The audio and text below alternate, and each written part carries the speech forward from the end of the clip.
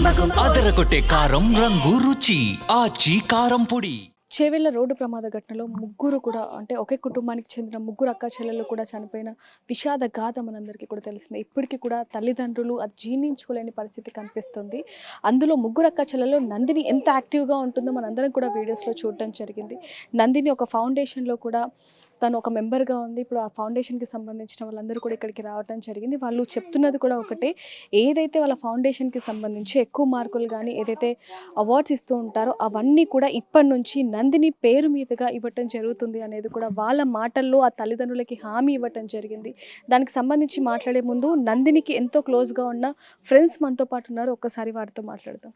నమస్తే అండి. నమస్తే. అంటే ఫ్రెండ్ని కోల్పోయారు, చాలా బాధాకరం అని చెప్పొచ్చు. కానీ ఈ టైంలో ఇబ్బంది పెట్టాలని లేదు, కాకపోతే నందినికి సంబంధించి విషయాలు తెలియాలి కాబట్టి చెప్తున్నాం. ఎప్పటి నుంచి పరిచయం, ఎలా ఉండేది? ఇంటర్లో పరిచయం అయింది. మా ఫౌండేషన్ ద్వారా చాలా స్ట్రాంగ్ అయింది మా బాండ్. ఓకే, ఎలా ఉండేది? చాలా యాక్టివ్గా ఉండేది, అందరితో కలిసిమెలిసి ఉండేది, ఎవ్వరికి ఇబ్బంది పెట్టేది కాకుండా. చదువులో కూడా ఫస్ట్ ఉండే, అన్నిట్లో మంచి చదువుతుండే. ఎవరైనా కానీ ఇప్పుడు ఎవరైనా డల్లుగా ఉన్నా సరే అందరిని యాక్టివ్గా చేసి అందరితో మంచిగా మాట్లాడుతుండే. అంటే ఏమైనా చెప్పారా దేని గురించి? అట్లా ఏం చెప్పేది, చాలా మంచి మనసు తంది, ఎవరికి ఇబ్బంది పెట్టేది కాకుండే. తన పని తను సైలెంట్గా చేసుకుంటుండే, అది వెళ్ళిపోతుండే. అంటే లాస్ట్ టైం ఎప్పుడు మాట్లాడింది?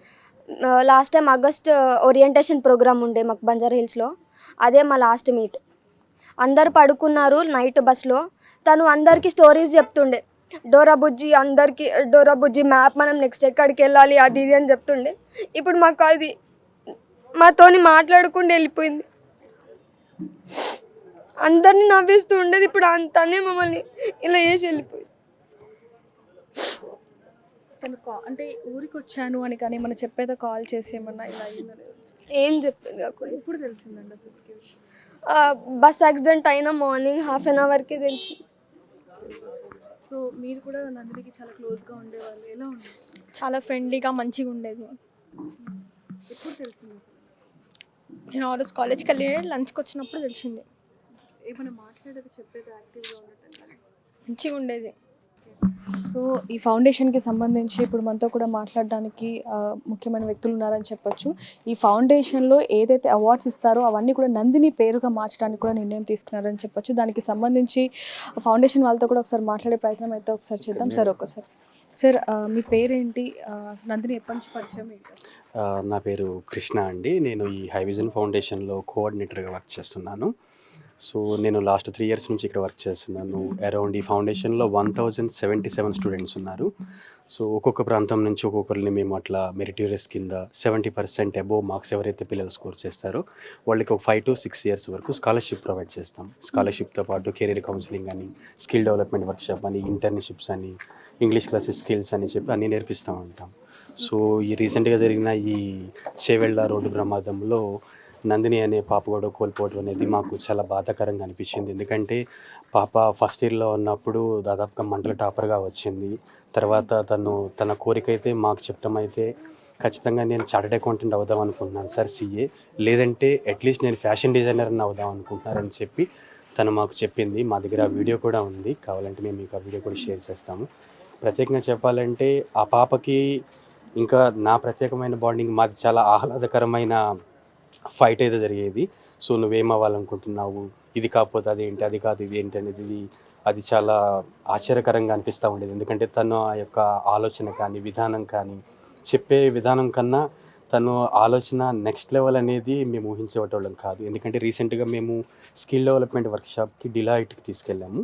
సో డిలైట్కి వెళ్ళినప్పుడు కూడా తన మనసులో మాట చాలా చెప్పింది. ఇలాంటి ప్రత్యేకమైన విషయాలు అనేవి నేను చూసుకుంటా ఉంటానని చెప్తా ఉండేది.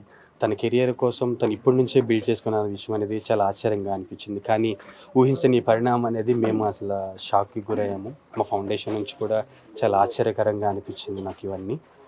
సో అందువల్ల మేము మా ఫౌండేషన్ తరఫు నుంచి మా కండోలెన్సెస్, మా ప్రగాఢ సానుభూతి తెలియజేయడానికి కూడా మేము అక్కడి నుంచి వచ్చాము. అంటే ఇప్పుడు అవార్డ్స్ కూడా నందిని పేరు మీద మార్చడం అనేది చిన్న విషయం కాదు. ఎందుకంటే ప్రతి ఇయర్ కూడా తనని తలుచుకోవాలని చెప్పి మీరు అలా చేయటం జరిగింది. ఆలోచన అసలు ఎలా వచ్చింది? ఈ ఆలోచన అనేది మా బోర్డ్ ఆఫ్ డైరెక్టర్లో బోర్డ్ మిషన్ ఈ ఇన్సిడెంట్ జరిగిన తర్వాత ఒక విషయం బేస్ చేసుకొని చెప్దాం అనుకున్నారు. దాని ప్రకారంగానే దీన్ని తీసుకున్నారండి. సో ఇది బోర్డు యొక్క సంచలన విషయం అని మేము ఆలోచించి, ఎందుకంటే మా ఫౌండేషన్లో చనిపోయిన ఫస్ట్ స్టూడెంట్ ఈమె అయింది.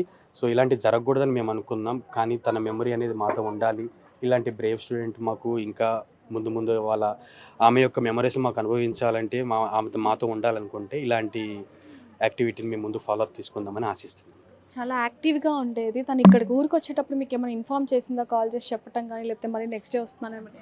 యూజువల్లీ ఆమె రీసెంట్గా డిగ్రీకి కోటిలో జాయిన్ అయిందండి. కోటిలో జాయిన్ అయిన తర్వాత ఎవ్రీ ఇయర్ మేము పిల్లలకి స్కాలర్షిప్ అనేది నవంబర్ లేదా డిసెంబర్ టైంలో డిస్ట్రిబ్యూట్ చేస్తాము. సో పాపకి సంబంధించిన కొన్ని రెన్యువల్ కాపీస్ అడిగాను.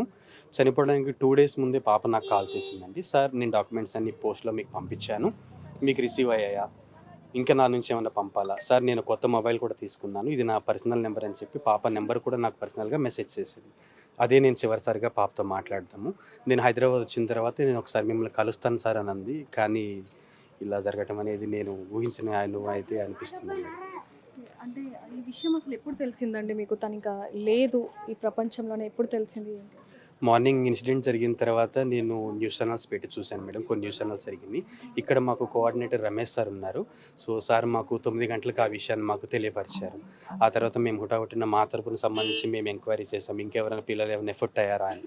ఎందుకంటే తాండూరు నుంచే మాకు 80 మెంబర్స్ స్టూడెంట్స్ ఉన్నారు మేడం. అవుట్ ఆఫ్ 1077లో 80 మెంబర్స్ ఈ తాండూరు పరిసర ప్రాంత ప్రజల నుంచి మెరిటోరియస్ పిల్లల్ని తీసుకున్నాం. అందులో వీళ్ళు ఉన్నారు.